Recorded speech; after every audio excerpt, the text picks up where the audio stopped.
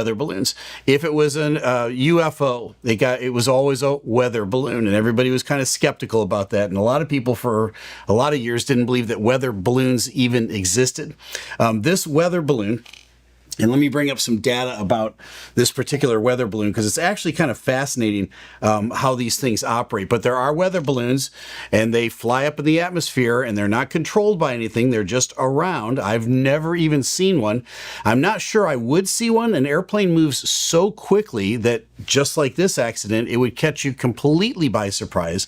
There's no way you could maneuver out of the way of a small object like that. You would just hit it because you're moving so fast.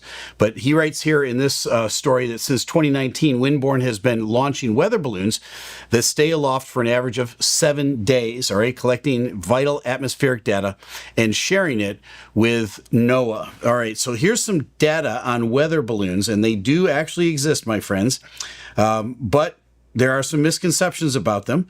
Here's the number one thing that how they do. They launch and they stay airborne, like he said, for about 7 days altogether. They collect temperature, humidity, barometric pressure, wind speed, and direction. And then, of course, our weather services can use all of that.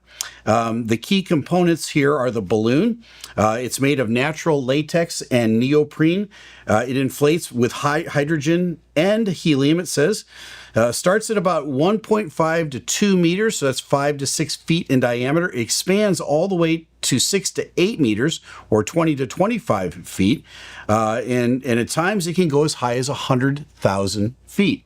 Now, there were some clues here from the pictures of the damage that could have indicated that it was actually a weather balloon. I don't think anybody was clever enough to see all this, but now that you know it was a weather balloon and what's included, more importantly, in a weather balloon, I'll tell you that in a minute, now you can see it clearly on the photo. A lot of folks thought this might be lightning or might be hail. Of course, they were not anywhere near any sort of convective activity, and you probably wouldn't be at 36,000 feet.